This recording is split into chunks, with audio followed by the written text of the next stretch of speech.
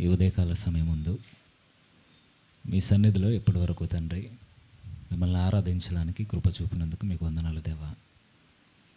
ఇప్పుడు మా ఆత్మీయ జీవితాలకు దేవా, మా స్థితి మా గతి మీ కుమారుడు కలుగజేసుకుపోతే ఎట్టుదో ఆలోచన చేయడానికి మీరు మాకు సమయాన్ని ఇచ్చినందుకు మీకు స్తోత్రములు తండ్రి. మీరు ఇచ్చిన సమయాన్ని ఒక్కసారి తండ్రి మరలా మా గతాన్ని మేము జ్ఞాపకం చేసుకుంటూ మీ కుమారుని పాదాల చెంత చేరుటకు సహాయాన్ని అనుగ్రహిస్తారని ఆశపడుచు తండ్రి, మీ కుమారుని యొక్క ఔన్నత్యాన్ని తగ్గిస్తూ మీ కుమారుడు మా కొరకు చేసిన బలియాగాన్ని తండ్రి కించపరుస్తూ ఆయన యొక్క విధేయత, ఆయన యొక్క తగ్గింపుని తండ్రి ఈరోజు అర్థం చేసుకోలేని తండ్రి మనోనేత్రాలకు గురుడితనం కలిగిన వారముగా ఒకవేళ మమ్ముంటే మమ్మల్ని వండించండి. ఈరోజు మీరు మాతో స్పష్టంగా మాట్లాడుతూ తండ్రి, మీ కుమారుడే మా జీవితంలో లేకపోతే మా బ్రతుకులు ఏమైపోతునో మాతో మాట్లాడతారని ఆశపడచ్చు. క్రీస్తునామని ప్రార్థన సమర్పిస్తున్నాము తండ్రి, ఆమేన్. 103వ కీర్తన మొదటి వచనం నుంచి ఒకసారి చదువుదాం. కీర్తనల గ్రంథం 103వ కీర్తన మొదటి వచనం. నా ప్రాణమా యెహోవాను సన్నతించుము, నా అంతరంగమునున్న సమస్తమా ఆయన పరిశుద్ధ నామమును సన్నతించుము. నా ప్రాణమా యెహోవాను సన్నతించుము, ఆయన చేసిన ఉపకారములలో దేనిని మరవకము. ఈ కీర్తన మనకి కంటతా పట్టుకున్న కీర్తన సండే స్కూల్ ప్రాయం నుండి.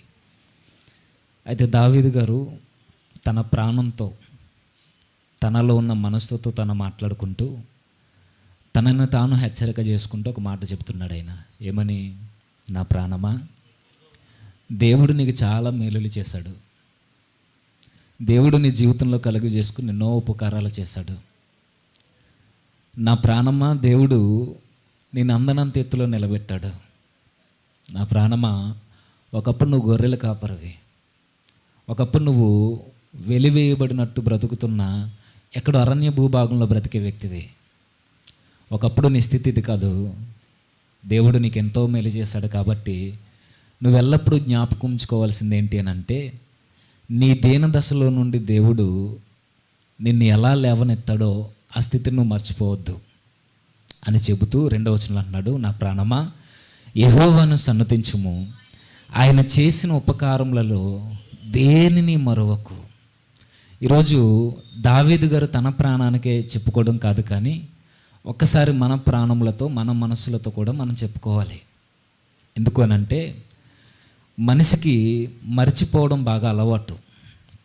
పైగా ఏదైనా గుర్తుంచుంటాడేమో కానీ మేలును మాత్రం త్వరగా మర్చిపోతాడు.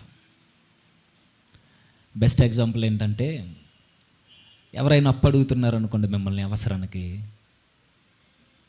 మీరు 10 సార్లు ఇవ్వండి, 20 సార్లు ఇవ్వండి, 100 సార్లు ఇవ్వండి, ఒక్కసారి లేదని చెప్పండి, ఏది గుర్తుంటుంది మనిషికి?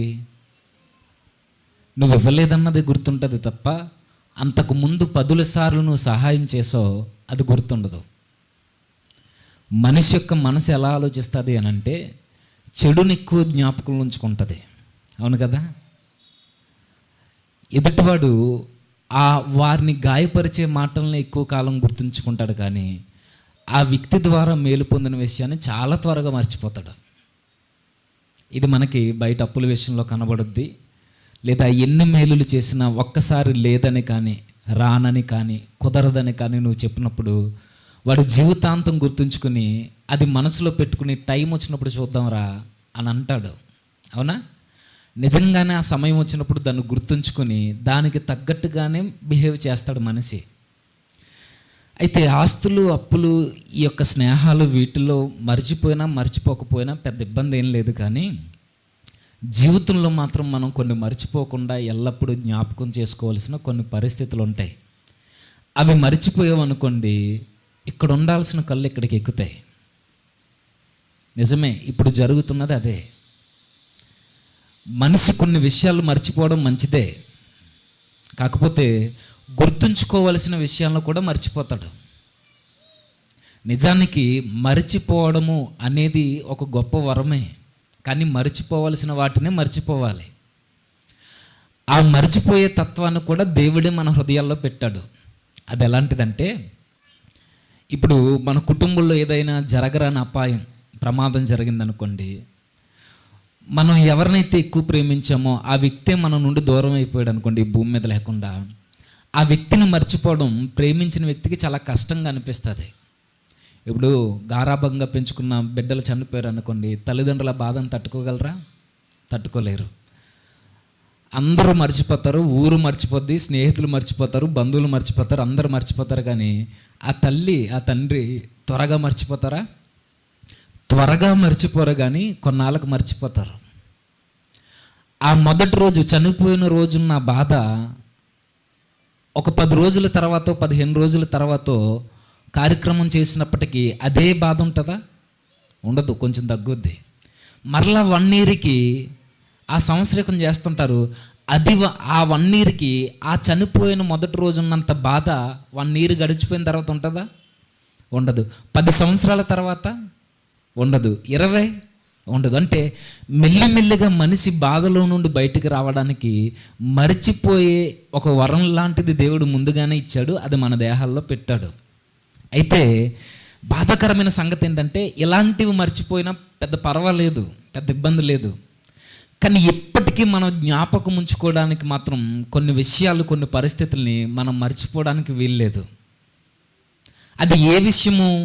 అదే విషయం అంటే, మీరు బైబిల్ చదువుతున్నప్పుడు పదే పదే పదే పదే ఇశ్రాయేలీల జనాంగానికి దేవుడు ఒక ఆజ్ఞ జారీ చేస్తుంటాడు. ఆయన ఏంటి అని అంటే, నువ్వు ఇప్పుడు పాలు తేనెలు ప్రవహించే దేశానికి వచ్చేసావు, అయితే నువ్వు ఒకటి మర్చిపోవద్దు.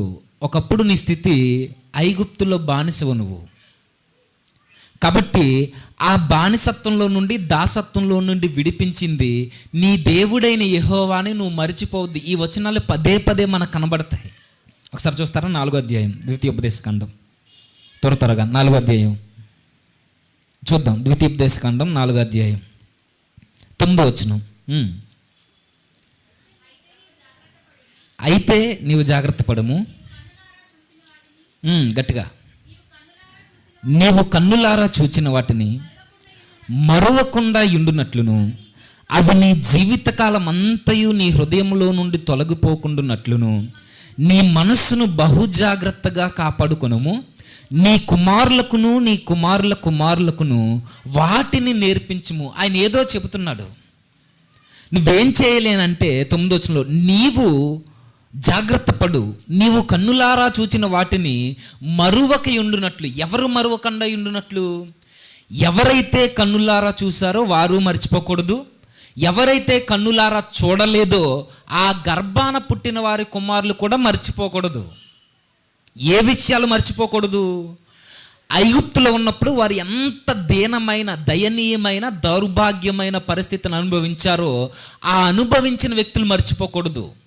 ఒకప్పుడు తిండికేడ్చారు, ఒకప్పుడు బట్టకేడ్చారు, ఒకప్పుడు గూడికేడ్చాడు, ఒకప్పుడు వారికి సరి అయిన వెసులుబాటులు లేక, సరి అయిన అన్ని విధాల వారి దేహాలని కప్పుకోవడానికి వస్త్రాలు కూడా లేక బాధపడిన స్థితిగతులు ఇశ్రాయేలీలు అనుభవించారు. బానిస బ్రతుకు ఎలా ఉంటుందో, ఇశ్రాయేలీలు ఎంత నలిగిపోయారో ఐగుప్తీయుల యొక్క చరిత్రను మీరు చదవండి. ఆ పిరమిడ్లు కట్టిస్తున్నప్పుడు కొరడా దెబ్బలకు నోచుకున్నారు, ఆకలి దెబ్బలకి అలానే అలమటించిపోయారు. ఏది పెడితే అది తిని బ్రతికారు, అదే పాచిపోయింది తిన్నారు. ఏది దొరకకపోతే అలా మట్టి తిని బ్రతికిన రోజులు గడిపారు వారు. ఇలాంటి దయనీయమైన పరిస్థితి మీరు మర్చిపోవద్దు. మీరే కాదు, మీ తదనంతరం మీ పిల్లలకి ఇలాంటి పరిస్థితుల్లో నుండి ప్రభు కలుగు చేసుకుని విడిపించాడు. యెహోవా మా జీవితంలో కలుగు చేసుకుని మా మొర విని రక్షకుణ్ణి మోసేని పంపించాడనే విషయం మీరు మర్చిపోకుండా, మీరు మర్చిపోకూడదు. ఇలా రక్షించాడని మీ పిల్లలకు కూడా మీరు నేర్పించాలి. 6వ అధ్యాయం ద్వితీయోపదేశకాండం 6వ అధ్యాయం 12వ వచనం. 12వ వచనం, దాసుల గృహమైన ఐగుప్తు దేశంలో నుండి నిన్ను రప్పించిన యెహోవాను మరువకుండా నువ్వు జాగ్రత్త పడు. ఇలాంటి ఆజ్ఞలు, ఇలాంటి వచనాలు కొన్ని పదుల సంఖ్యలో మనకు కనబడతాయి. ఈ ద్వితీయోపదేశకాండంలోనే కొన్ని 10 సార్లు కనబడుద్ది. మర్చిపోవద్దు, జ్ఞాపకం ఉంచుకో, మర్చిపోవద్దు, జ్ఞాపకం ఉంచుకో. నీ కుమారుల యొక్క ఆ నుదుటికి బాసికము వల్లే కట్టు. పై వచనాలదే, నా ఆజ్ఞలను, నా కట్టడలను వారికి వివరించి చెప్పి నేర్పించు. మీరు ఎలాంటి పరిస్థితుల్లో నుండి వచ్చారో, మీ ముందు ఎర్ర సముద్రం నిలబడినప్పుడు, వెనకాల ఐగుప్తు సైన్యం మిమ్మల్ని తరుముతున్నప్పుడు, మీరు బిక్కుమంటూ ప్రాణాలను అరచేతిలో పెట్టుకున్నప్పుడు దేవుడు కలుగజేసుకుని ఎర్ర సముద్రాన్ని ఎలా పాయలు చేశాడో నువ్వు మర్చిపోవద్దు. వెనకాల ఫరో సైన్యం తరుముతున్నప్పుడు మధ్యలో, వారికి మీకు మధ్యలో నిలబడిన ఆ అగ్ని స్తంభముగా వచ్చిన ప్రభు యొక్క కార్యాన్ని నువ్వు మర్చిపోవద్దు. నీ పిల్లలకి చెప్పు, నీ పిల్లలకి జ్ఞాపకార్థ గ్రంథంలో ఉన్న ఈ మాటలన్నీ వారికి వివరించి చెప్పు. కానీ ఇశ్రాయేలీలు గుర్తుంచుకున్నారని అంటే ఎర్ర సముద్రం పాయలైన నెల 15 రోజులకే ప్రభు యొక్క కార్యాన్ని మర్చిపోయారు. నెక్స్ట్ ఇదే ద్వితీయోపదేశకాండం. అసలు మనిషి ఎందుకు మర్చిపోతాడంటే 8వ అధ్యాయంలో చెప్తున్నాడు. 8వ అధ్యాయం 11వ వచనం నుంచి,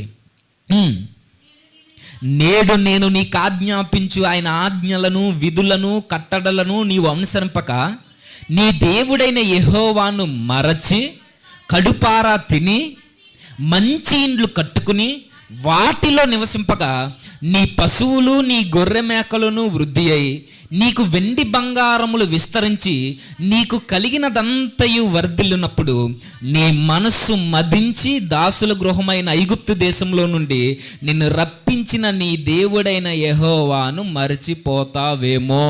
కాబట్టి నువ్వు ప్రతీదీ జ్ఞాపకం ఉంచుకో.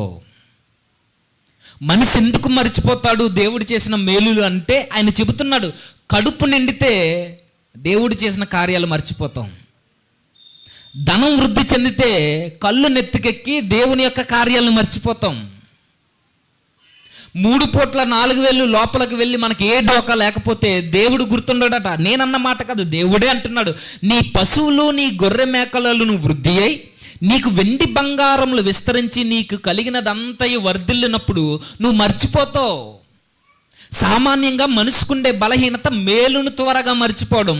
ఆ రోజు ఇశ్రాయేలీయులకు చెప్తున్నాడు, నువ్వు ఒకరోజు ఐగుప్తులో ఉన్నప్పటి నుండి ఈరోజు నీ స్థితి మారింది, నీ స్థాయి పెరిగింది, నువ్వు పాలు తేనెలు ప్రవహించే దేశంలోకి వచ్చావు, చక్కగా ఇల్లు నిర్మించుకున్నావు, 3 పూట్ల కడుపు నిండేలా తింటున్నావు, గొర్రె మేకల సంపదలతో వెండి బంగారాలతో తులతూగుతున్నావు, సరంబి వృక్షముల చేత నువ్వు మంచాలు అల్లుకుని దాంట్లో నిద్రపోతున్నావు, ఏనుగు దంతాల చేత మంచాలు చేయించుకొని కాళ్ళు ఆరజప్పుకుని పడుకుంటున్నావు. ఇప్పుడు నువ్వు మర్చిపోయావు. ఎందుకు? నీ స్థితి మారింది. మరి ఒకరోజు ఏడ్చో ఐగుప్తులో ఉన్నప్పుడు, ఇదేం బాధలు ప్రభువా, ఇదేం బ్రతుకు, నిన్ను నమ్ముకొని మేమున్నాము, మా స్థితి ఏంటి, మా గత ఏంటి, ఎలా అయిపోయావేంటని రొమ్ములు బాదుకున్నారు కదా, మూలుగారు కదా. మరి ఇప్పుడెందుకు మీరు ఒక మంచి స్థితిలోనికి వచ్చిన తర్వాత మర్చిపోతారంటే, మనిషి అంటేనే మర్చిపోతాడు. అలా మర్చిపోయాడు కాబట్టే ఈరోజు మన కొరకు ప్రాణం పెట్టిన ప్రభువును కూడా తక్కువ చేసి అవహేళనగా అశ్లీలమైన పదజాలం ఉపయోగించి మాట్లాడుతున్నారు. చూస్తున్నారో లేదో?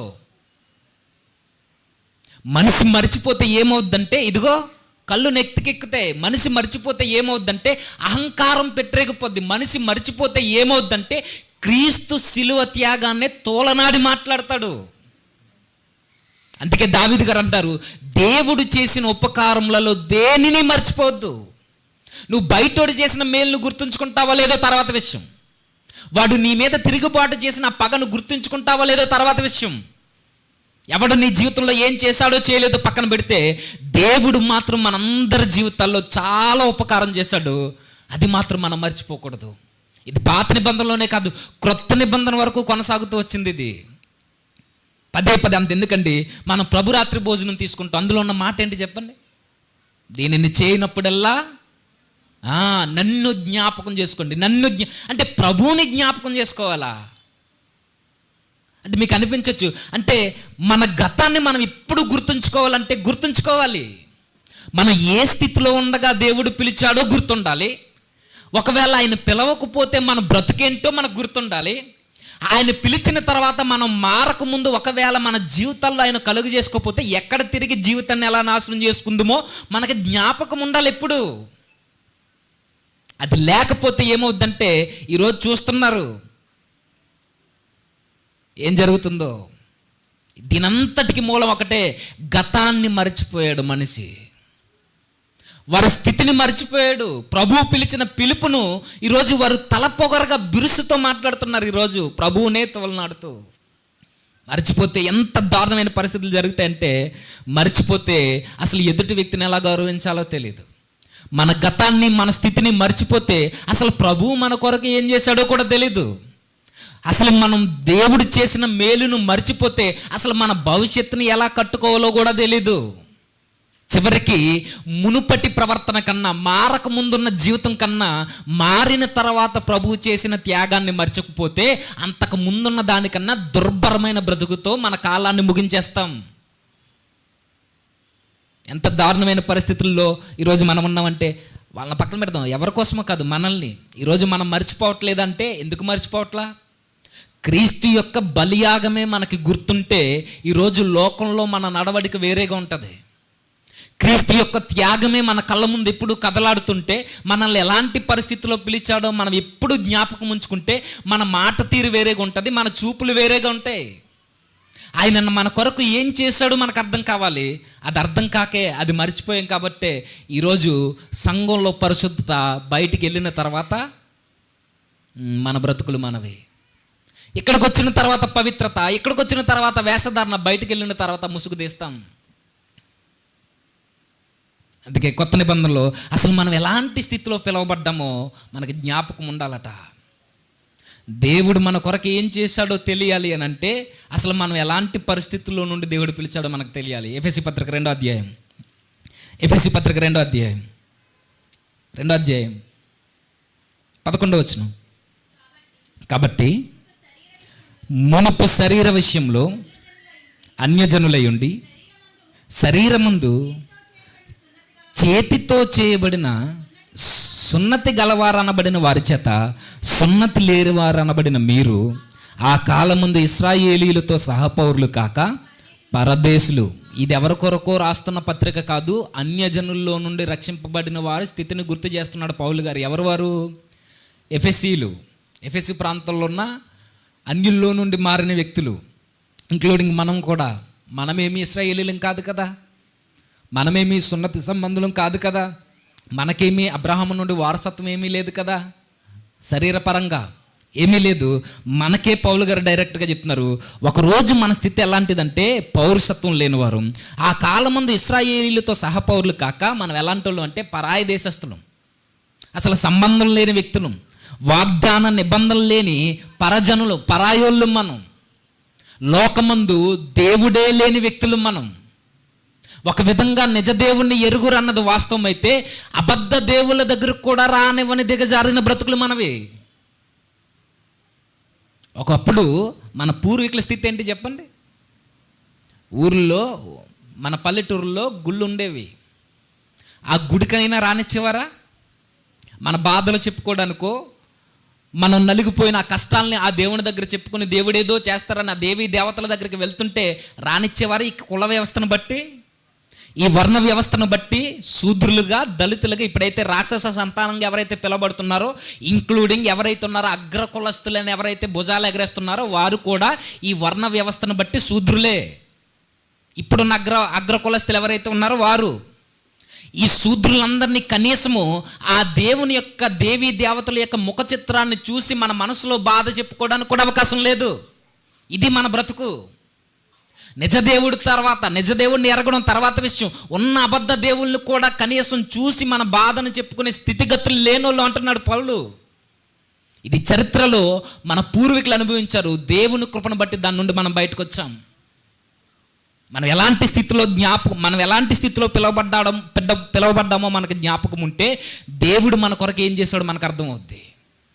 చెప్తున్నాడు, మనం ఎలాంటాడు అంటే పరదేశులము, వాగ్దాన నిబంధనలు లేని పరజనులను, నిరీక్షణ లేనోళ్ళు, లోకమందు దేవుడు లేని వారమై ఉన్నప్పుడు క్రీస్తుకు దూరంగా ఉన్న మనము ఇలాంటి పరిస్థితుల్లో నుండి దేవుడు కలుగజేసుకుని క్రీస్తు ద్వారా తనతో ఐక్యపరుచుకున్నాడని మీరు జ్ఞాపకం ఉంచుకొనుడి. ఎవరంటున్నారు? పౌలు గారు. మనిషి జీవితంలో మరల చెప్తాను, ఏది మర్చిపోయినా పర్వాలేదు, ప్రభు నిన్ను ఎలా పిలిచాడో మాత్రం నీకు గుర్తుండాలి. ప్రభు నిన్ను ఏ స్థితిలో పిలిచాడో నీకు గుర్తుంటే పాపం చేయకపోవడం కాదు, పాపాన్ని అసహించుకుంటావు. పాపం నీ ముందు నిలబడినప్పుడు, బలహీనతలు నీకు ఎదురవుతున్నప్పుడు, శోధన కాలం ముందు నీకు ప్రభు శిలువ జ్ఞాపకం వస్తే ఆ శిలువను చూస్తూ ఈ పాపం మీద అసహ్యాన్ని పెంచుకుంటావు నువ్వు. అది మర్చిపోయాం కాబట్టే ఈరోజు మనం దర్జాగా చేస్తున్నాం. ఆయన ఇంకా చెప్తున్నాడు, దూరస్తులై ఉంటారని మీరు జ్ఞాపకం చేసుకున్నాడు, అయినను మునుపు దూరస్తులైన మీరు ఇప్పుడు క్రీస్తు యేసునందు క్రీస్తు రక్తము వలన సమీపస్తులమై ఉన్నామట. ఇప్పుడు అంటే ఒకప్పుడు ఎలాంటి వాళ్ళు అంటే, ఇదే 2 అధ్యాయం మొదటి వచనంలో చెప్తాడు, ఒకప్పుడు మనం అపరాధముల చేత పాపముల చేత చచ్చిన వారమై ఉండగా, చస్తూ ఉండగా కాదు, చచ్చి కుళ్ళు కంపు కొడుతూ నీసు వాసన వస్తూ ఆ కొట్టుకుపోతున్న పాపం అనే నదిలో కొట్టుకుపోయి అట్టడుగులో మునిగిపోయి ఊపిరిపోయిన తర్వాత పరలోకమందున్న ప్రభువు దేవుడు భూలోకానికి వచ్చి మనల్ని బ్రతికించి జీవాన్ని ఇచ్చాడట. ఇది బైబిల్ చెప్పేది. మనకు ఊపిరి ఉన్నప్పుడు బ్రతికించలేదు ప్రభువు, నువ్వు ఎగిసి పడతావని. నా క్రియలు, నా కష్టము, నువ్వు కూడా శ్రమను అనుభవించు, నీకు శ్రమ అనుభవిస్తేనే నీకు పరలోకం, నీవు శ్రమ అనుభవిస్తేనే నీకు పరలోకం, నేను శ్రమ అనుభవిస్తే నాకు పరలోకం అంటావని ప్రభు అంటున్నాడు.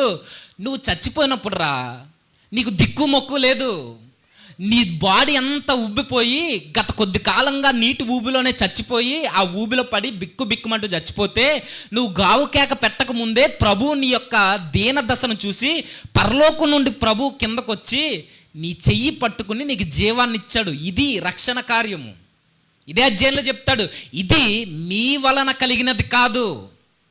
8వ వచనం చూడండి ఒకసారి, 2వ అధ్యాయం. మీరు విశ్వాసము ద్వారా కృపచేతనే రక్షింపబడి ఉన్నారు, ఇది మీ వలన కలిగినది కాదు, దేవుని వరము. దేవుడు కలుగజేసుకుంటే ఈరోజు మనం బ్రతుకున్నాం, దేవుడు కలుగజేసుకుంటే ఈరోజు మాట్లాడగలుగుతున్నాం, దేవుడు కలుగజేసుకుంటే ఆయన సన్నిధిలో కూర్చున్నాం. కానీ ఇది మర్చిపోయి శ్రమ పడితే పరలోకం, శ్రమ పడితే రక్షణ, అది క్రీస్తుకు కూడానంట. ఇదేం విడ్డూరము! ఆయనే కలుగజేసుకోకపోతే ఈరోజు ముష్టోళ్ళు మనం. ఆయనే కలుగజేసుకోకపోతే కనీసం అడుక్కోవడానికి కూడా పని చేయం మనం, ఎందుకంటే చచ్చిపోయినాడు ఏం అడుక్కుంటాడా?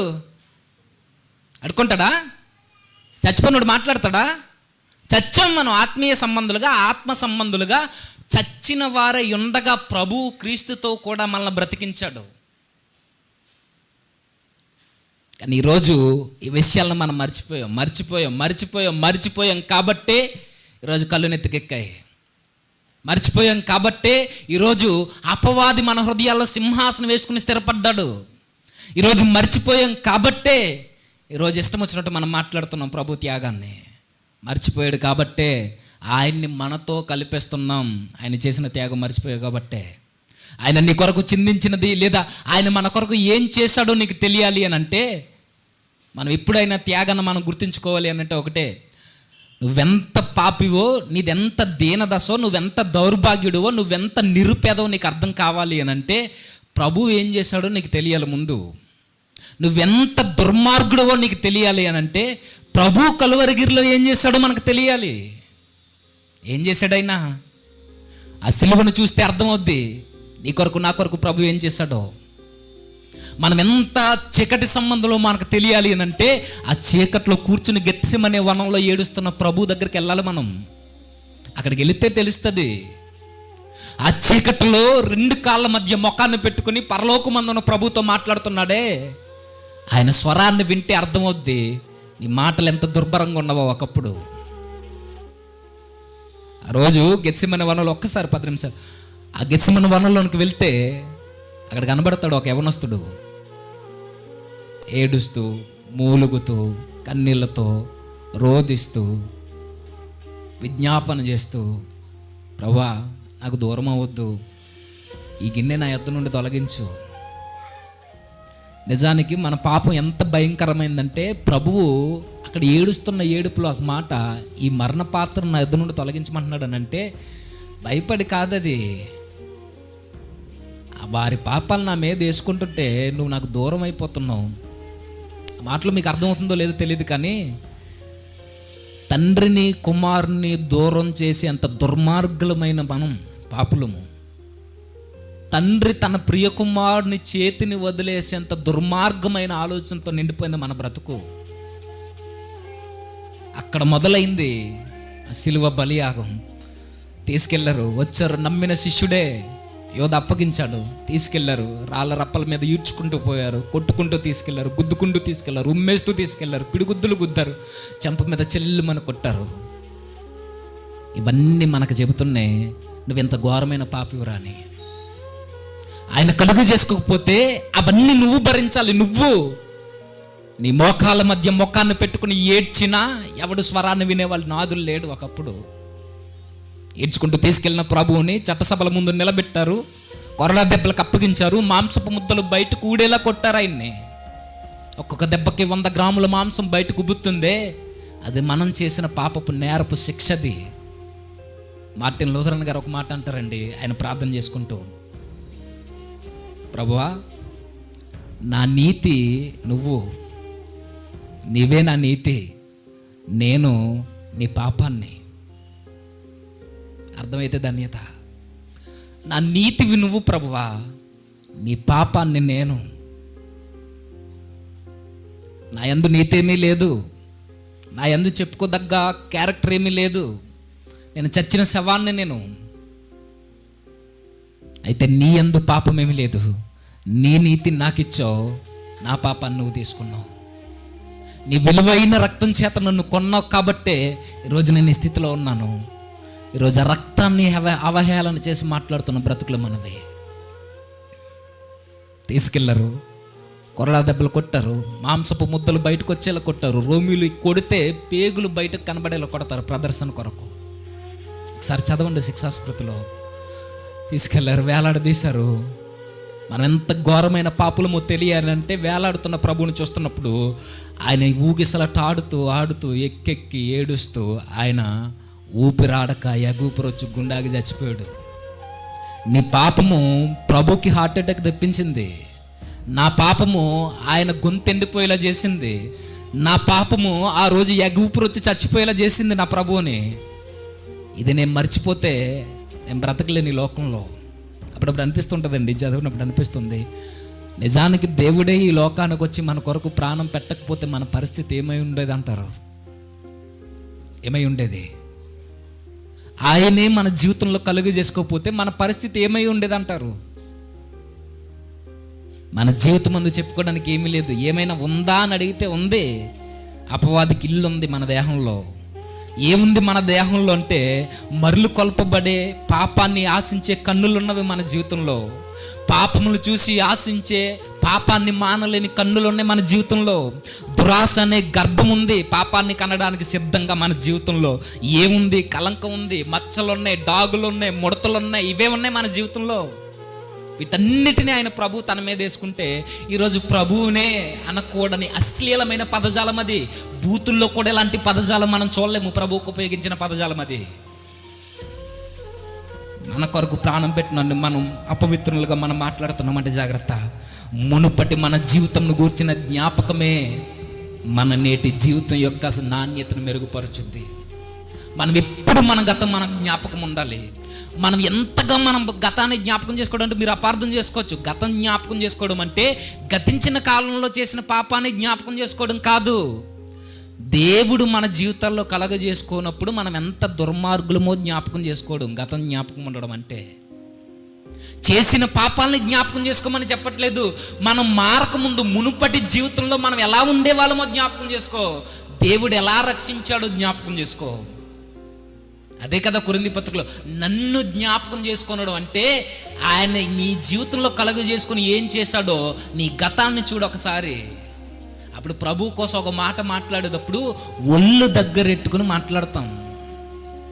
ప్రభు కొరకు ఒక మాట చెప్పేటప్పుడు మనసంతా కేంద్రీకరించి మనసుతో మాట్లాడతావు. ఇష్టం వచ్చినట్టు మాట్లాడడం. ఆ రోజు ప్రభుని అలా చేశారు. నిజంగానే మన పాపాలు విస్తారంగా మన గత జీవితం మనకి ఎప్పుడు జ్ఞాపకం ఉంటే మన పాపాలు కూడా అంతే విస్తారంగా క్షమించబడతాయంటే లూకా సువార్త 7వ అధ్యాయంలో ఒక సందర్భం జరుగుద్ది. ఒక పరిసయ్యుడు యేసుక్రీస్తు వారిని భోజనానికి పిలుస్తాడు. అతని పేరు సీమోను. పిలిచిన తర్వాత ఆయన కూర్చున్న తర్వాత తన వెనకే నిలబడుతుంది ఒక పాపాత్మురాలైన స్త్రీ. పండితులు అంటారు ఆవిడ వేశ్య అని. ఒక పాపాత్మురాలైన స్త్రీ ఆయన వెనకే నిలబడి ఆయన పాదముల యొద్ద కూర్చుని ఏడుస్తూ కూర్చుంటుంది. ఏడుస్తూ ఆ కన్నీటికి ప్రభు యొక్క పాదాలు తడుస్తాయి. ఆ కన్నీటితో ప్రభు యొక్క పాదాలు కడుగుతూ తన అందాన్నంతటితో అనగా తన తలతో ఆ పాదాలని తుడుస్తూ ఏడుస్తూ ముద్దు పెట్టుకుంటూ అత్తరుతో పాదాలని తడుపుతూ ముద్దాడుతూ కూర్చుంటుంది. పరిసయ్యుడు అనుకుంటాడు ఈయన ప్రవక్త అయితే తను ముట్టుకున్న వ్యక్తి ఎవరో తను గ్రహించాలి కదా అని మనసులో అనుకుంటే, అప్పుడు యేసుక్రీస్తు వారు అంటారు, మీరు ఇంటికి వెళ్ళి చదవండి, నేను నీ ఇంటికి వచ్చాను, కనీసం కాళ్ళు కొట్టుకోవడానికి నీళ్ళు కూడా ఇవ్వలేదు, కానీ ఆవిడ తన కన్నీటితో నా పాదాలను కడుగుతుంది. నేను నీ ఇంటికి వచ్చాను, కనీసం నాకు ఏమీ చేయట్లేదు నువ్వు, కానీ నాకేమీ నువ్వు పట్టించుకోలేదు, కానీ ఆవిడ మాత్రం వచ్చి నాకు అత్తరు పూసింది, నా పాదాలని తన తల వెంట్రుకలతో తుడిచింది. నీకు ఒక ఎగ్జాంపుల్ చెప్తాను, నాకు ఆన్సర్ చేయని. ఒక వ్యక్తికి 2 అప్పున్న వాళ్ళు ఉన్నారు. మన భాషలో ఒకడు 5,000 ఇవ్వాలి, ఒకడు 500 ఇవ్వాలి. ఇప్పుడు ఆ యజమాని 2 నేరాలను కొట్టేశాడు. ఇందులో ఆ యజమాని ఎవరికి ఎక్కువ మేలు చేసినట్టు అని అడిగితే ఆయన అంటాడు, ఆ 5,000 తీసుకున్న వాడికి ఎక్కువ మేలు చేశాడంటే నిజంగానే చెప్పు, ఎవరైతే ఎక్కువ తమ పాపాన్ని స్థితిని గుర్తుంచుకుని పశ్చాత్తాపడిన దగ్గరికి వస్తారో వారి పాపాలు బహు విస్తారంగా క్షమించబడతాయి అంటాడు. ఆ సందర్భంలో మనకు కనబడేది ఒకటే, ఎవరైతే తమ పాపపు స్థితిని జ్ఞాపకం ఉంచుకుని ప్రభు దగ్గరికి వస్తారో పశ్చాత్తాపడుతూ వారి జీవితాల్లో వారి పాపం వారికి చాలా ఎడమగా ఉంచుతాడట ప్రభువు. ఆ పాపాన్ని తన తీసుకుంటాడట. విస్తారంగా క్షమించబడ్డాయి నీ పాపములను అంటాడైనా. అంటే మనకి ఎల్లప్పుడూ గుర్తుండాల్సింది మన పాపపు స్థితి, మన దుర్మార్గమైన క్రియలు మారకముందు. ఇది ఇప్పటికీ మర్చిపోవడానికి వీల్లేదు. ఎందుకంటే ఒకరోజు లోకం వెలేసింది, దేవుడు చేర్చుకున్నాడు మనల్ని. ఒకరోజు కులం వెలేసింది, మన దేవుడు చేర్చుకున్నాడు మనల్ని. ఒకరోజు మన బంధువులు వెలేశారు మనల్ని, మన దేవుడు చేర్చుకున్నాడు మనల్ని. ఒకప్పుడు మనల్ని అందరూ కాదన్నారు, ఈరోజు దేవుడు మనల్ని చేర్చుకున్నాడు. ఒకరోజు మనం చచ్చిపోయాం, దేవుడు మనల్ని బ్రతికించాడు. ఒకరోజు చీకట్లో ఉన్నాం, ఈరోజు వెలుగు సంబంధం అయ్యాం. ఇవన్నీ మనం మర్చిపోతే నువ్వు క్రీస్తు త్యాగానికి కలంకం చేస్తున్నావు. మర్చిపోకు, ఆయన గుర్తుంచుకో. ఆయన నీ కొరకు ఏం చేశాడో జ్ఞాపకం ఉంచుకో. చివరిగా మరలా మాట చదువుదాం. 2వ అధ్యాయం 11వ వచనం. క్షమించండి, హెబ్రీ పత్రిక 10వ అధ్యాయం 19వ వచనం చదువుదాం. 10వ అధ్యాయం సహోదరులు 19వ వచనం. సహోదరులారా, యేసు మన కొరకు ప్రతిష్ఠించిన మార్గమున, అనగా నూతనమైనదియు జీవము గలదియు ఆయన శరీరము అను తెర ద్వారా ఏర్పరచబడిన మీరు మార్గమున. ఆ సందర్భం అంతా మీరు చదవండి. ఆయన వచ్చి మన కొరకు బలి అయ్యాడు కాబట్టే ఈరోజు మనం ఈ స్థితిలో ఉన్నాం. మనకు కూడా శోధనలు వస్తాయి, మనకి బలహీనతలు వస్తాయి. ఆ టైంలో నేను పదే పడిపోతున్నాను అంటే నువ్వు సిలువ త్యాగాన్ని మర్చిపోతున్నావు. ఆయన నీ కొరకు చేసిన త్యాగాన్ని నువ్వు పక్కన పెడుతున్నావు కాబట్టే నీ ఇష్టం వచ్చినట్టు ప్రవర్తిస్తున్నావు. ఆయన అన్న మాట నా నోటితో నేను పలకలేకపోతున్నాను. అది విన్నప్పటి నుండి మనసులో మనసు ఉన్నట్లా. పదాలకి అర్థం తెలియని వారు ఈరోజు బోధకులైతే, అహంకారులు, ఈరోజు గర్విష్ఠులు, ఈరోజు పొగరుబోతులు ప్రభు కొరకు ఇష్టం వచ్చినట్టు మాట్లాడుతుంటే, ప్రభు యొక్క త్యాగం ద్వారా రక్షింపబడిన మనము ఇలానే మెల్లిగా జీవితాన్ని గడిపేసుకుంటూ పోతే, చాలామంది అంటున్నారు ఆయన తగ్గిస్తే తగ్గుద్దా యేసుక్రీస్తు వారి ఔన్నత్యము, మనం పెంచినంత మాత్రాన పెరుగుద్దంటే, నువ్వు తగ్గించి మాత్రాన తగ్గదు, నేను పెంచినంత మాత్రాన పెరగదు. కానీ ఒక విశ్వాసి ఇదే క్రీస్తు ఇంత తక్కువ వాడు అని అర్థమైతే దానికి బాధ్యత వహించాల్సింది రక్షింపబడిన మనమే. యేసుక్రీస్తు వారి యొక్క ఔన్నత్యాన్ని, ఆయన యొక్క దైవిక స్వభావాన్ని మనం ఈ తరంలో చెప్పకపోతే, ఆయన మన కొరకు ఏం చేశాడో చెప్పకపోతే, ఈరోజు మనం రక్షింపబడ్డామనే ఒక మాయలు ఉండిపోతాం తప్ప ఆయన కొరకు తిరిగి కృతజ్ఞతగా మనం బలిగా ఎప్పటికీ కాలేము.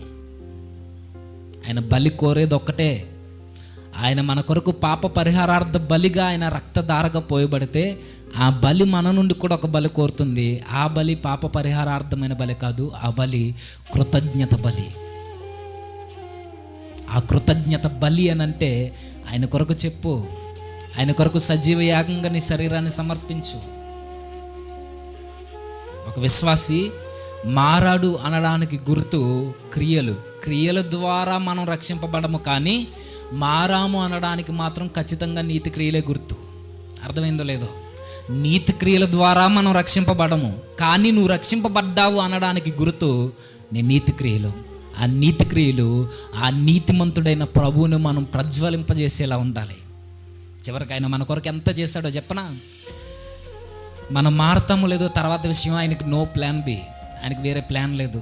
మన కొరకు రావడము, మన పాపాన్ని తీసుకోవడము, మన కొరకు చనిపోవడం, ఒక్క రక్తపు బిందువును కూడా ఆయనలో ఉంచుకోకుండా మన కొరకు దారిపోయడం, చివరికి తన స్వరూపాన్ని కూడా పోగొట్టుకున్నాడు. ఎందుకో తెలుసా?